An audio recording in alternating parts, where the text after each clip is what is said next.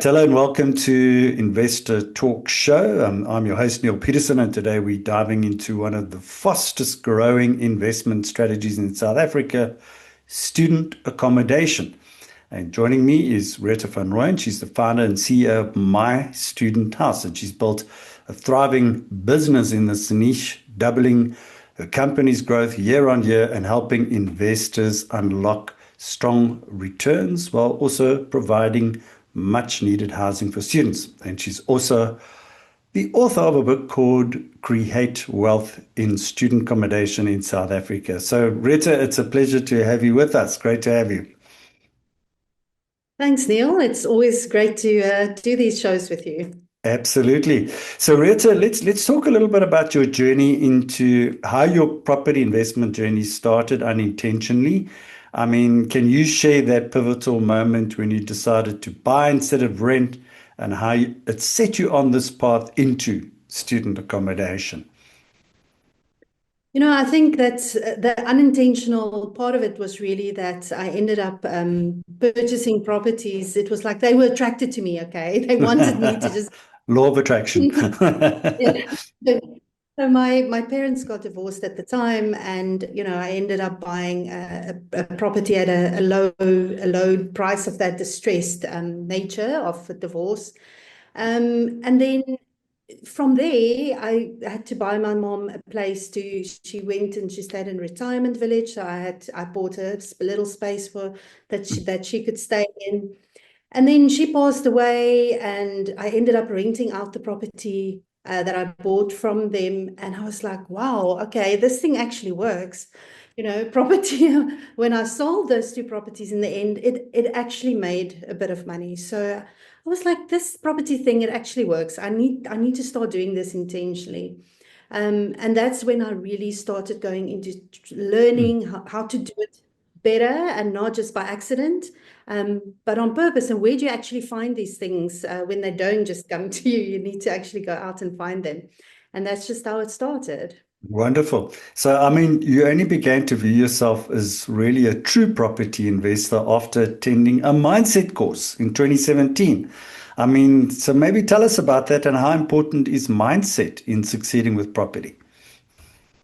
Oh, Neil, it's everything because I think in life, I lived a very vanilla life where everything was very clear cut. You go to work, you get a salary at the end of the month. 3 days later, it's all gone, right? Because of the debit orders. But the mindset was really around how to generate more income, how to those 100% according to plan. So just being able to think out of the box, think differently about how you're doing things on a day-to-day basis. And mindset it's all about that, being positive and not just looking at the negatives and, oh, this is never going to work, but knowing and trusting yourself that you can make it work. And I think that was the difference in that pivotal moment when I realized that, I can't just sit there and let life happen to me. I need to be in the driving seat. I need to make the decisions and decide what I want to do and where I want to go. Okay, great. So, how did you choose to focus specifically on student accommodation instead of more traditional property investments? Well, it kind of started with normal property investments, flat rentals and that. But then I accidentally, again, that accident thing, but sometimes, we think it's an accident, but we create our lives, right? So I'm also a firm believer in that. So I moved to Cape Town and I realized that, oops, okay, rentals are not as great here as they are in Gauteng, and you struggle to be cash flow positive over here. And there was this room rentals or something like that. I realized that it's actually close by to a shuttle route. And I thought, flip, okay, accommodation. And I met a woman and I had a chat with her, and she had some experience in it. And we decided to get together and run this thing. And she helped me for that first year to get into it, just to, is it going to work or not? And I was so despondent because it was also COVID, right? So it was that year. And I thought, no, that's it, business done, it's all over. But guess what? We still got paid, even though the students were not there the half of the year, and they came back and we eventually got paid. And I was like, okay, this can work. And just from there, just got more and more into student accommodation. And then I just fell in love with it. And now that's what I do. Fantastic.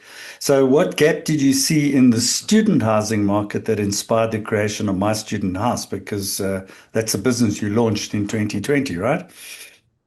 Yep, that is when I realized that the normal estate agents and rental agents, because that's what we kind of get taught, passive income. You shouldn't have to do the work and all of that. But when I started, I realized that agents are very geared to do normal rentals. They don't understand accreditation. They don't understand uh, investment and how to take care of that building and the things you need to do to make sure that students don't vandalize your property. Giving that service to the students, things that might not be important, is like it's like an emergency with students. So I couldn't find an agent that knew how to do it and how to do it right, as well as that social aspect and what we also do with students. So that really was the crux of it. Why I started to do it for myself, and then from there, uh, we just offered that, so started offering that service to investors and then to other people as well. And that for me was a huge gap on servicing, because the rental agents just didn't have the right experience. And then also on the student accommodation side, the student side, I mean, the first property that we opened, 3 days, it was full. 30 students in 3 days. And Wow. I was no, this is clearly, it's huge. How do you, it blew my mind. I did not realize that that could be possible. And that scenario has just repeated itself year on year on year. Even though we're adding beds and we're now close to 2,000, it's still the case. Within a couple of weeks, you're full. So definitely those were the two biggest gaps that was there, that we thought, let's get into this on a permanent basis. Wonderful. So, I mean, we've seen My Student House has seen 100% year-on-year growth. So, what do you think has been the key to that success? I think it's two things, and again, I'll talk to it from the landlord, that's our client, and the students, that's the on the other side of the client coin, if you can call it that. And on the landlord side, student accommodation, it's good money, but at the same time, it's also a lot of work. You as the owner have to be so involved to deal with neighbors, deal with universities, very senior level relationships that you might need to get into. And people didn't, it's a scary thing. You don't know, will the students vandalize my property? Do I have time for all of this? And we literally is that middleman where we do all of that work. We have the relationships already. So it's really about people that want to be in this industry but don't have the time. So that has just fueled the growth tremendously. And one of our best type of clients are usually those guys that have properties, but they're struggling. They don't have the time to do it properly. So, that's just where all of that growth has been coming from. And then from a student point of view, it's knowing what to provide and giving a good service, because as much people, oh, it's the student, but it's a tenant with the same needs as any other tenant, plus extra things like so still have community and being able to almost feel like you're in a res, but you're not. And being able to give that as well, whereas a lot of private accommodation um, properties they're not able to offer that service. So from a student point of view, people love staying with us because that all of that is usually included in their rent. So yeah, so from both sides, it's just it's a nice little magic space that we're in the middle there. Excellent. So, many investors are intrigued by student housing, but they worry about NSFAS accreditation. You mentioned obviously agents don't know how to handle that. Compliance, tenant management, I mean, all important aspects. How do you help them navigate this? Because very important aspects as part of student accommodation. Yeah, and I think it is complicated, and it really is overwhelming for somebody that's not in it full time, because NASA's changes their rules like feels, okay, I'm not saying it is, but it feels like every 5 minutes, okay?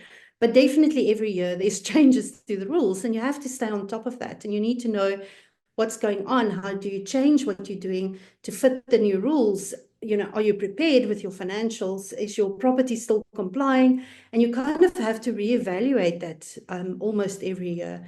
So definitely that it is a complex environment, but we in it full time. The other day I counted, we actually worked with this year we had 34 different institutions of students that are living in one of our properties, from private accommodation, TVET colleges, universities.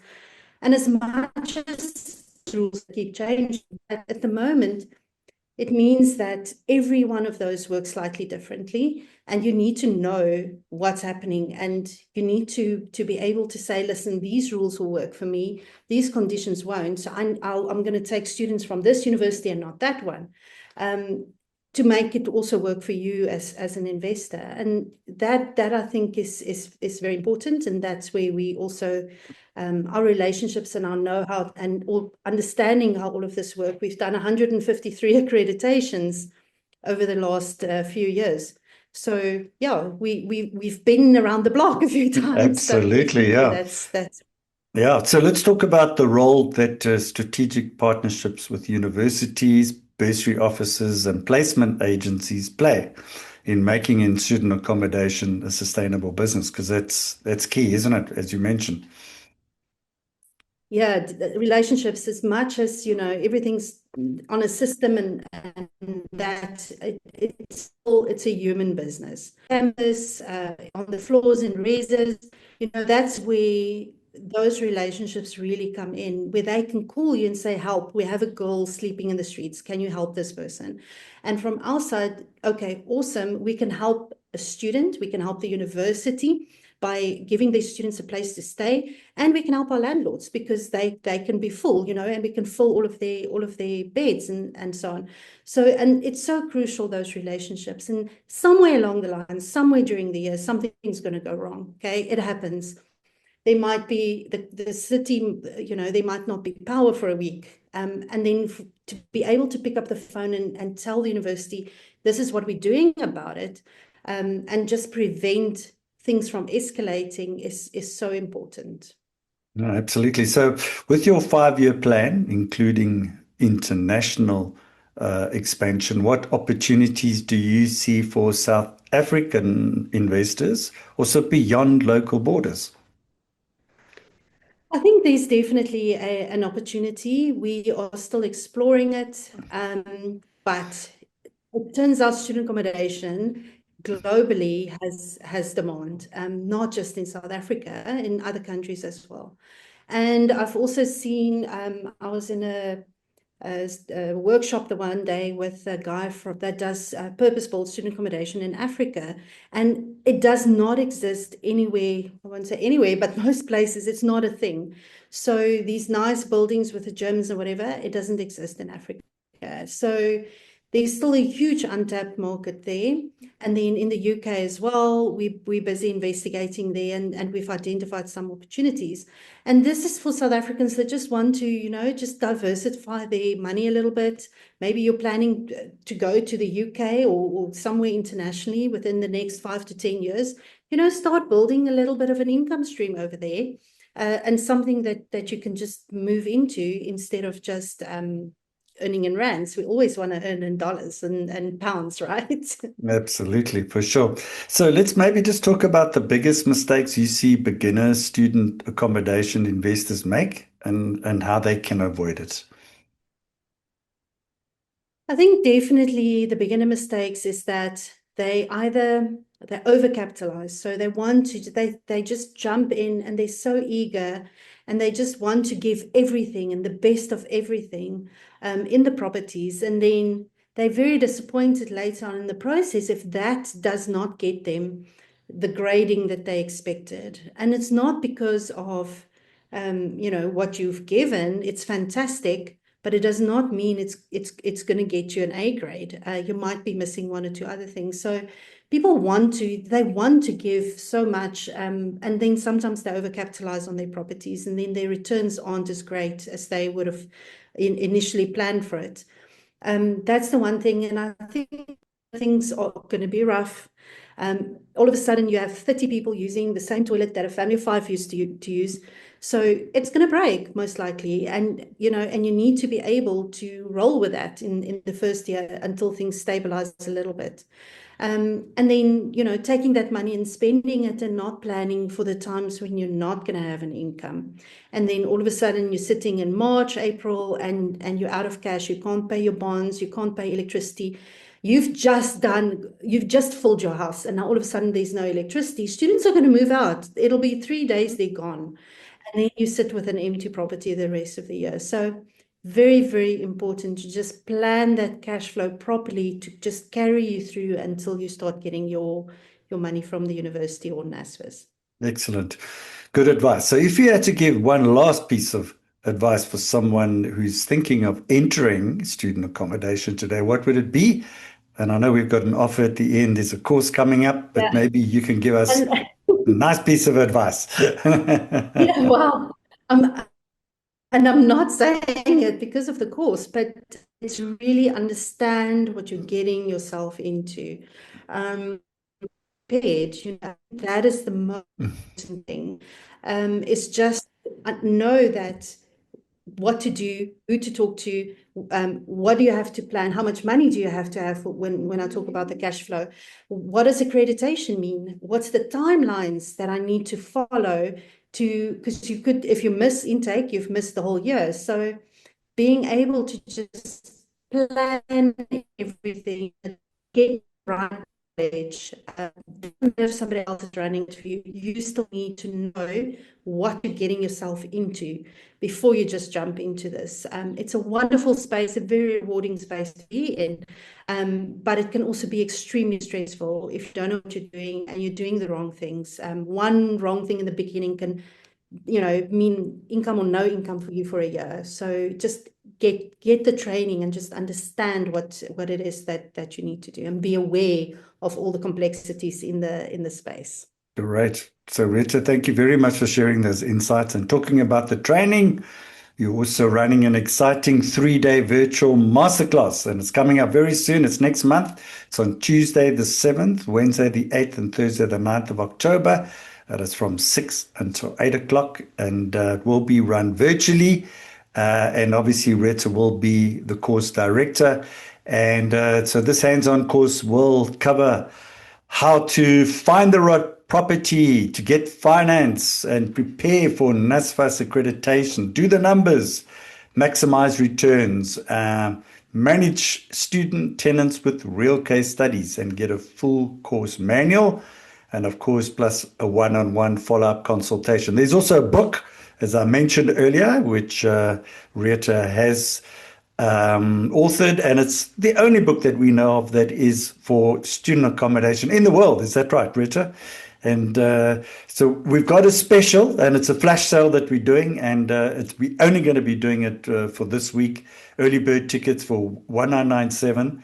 And so if you're in Cape Town, there's also a bonus bus tour, and we can arrange a specific tour for you to go view typical student accommodation properties. And we're not saying it's only for Cape Town, but certainly for the bus tour that's visiting the different student accommodations will be in Cape Town, as Rita is based there, although she is a national operator, so in a number of cities. So once again, so there'll be a link that we'll drop at the end. Rita, thank you once again for joining us on the Investor Talk Show. It's great chatting to you, and we look forward to seeing you online at the course. So thank you once again.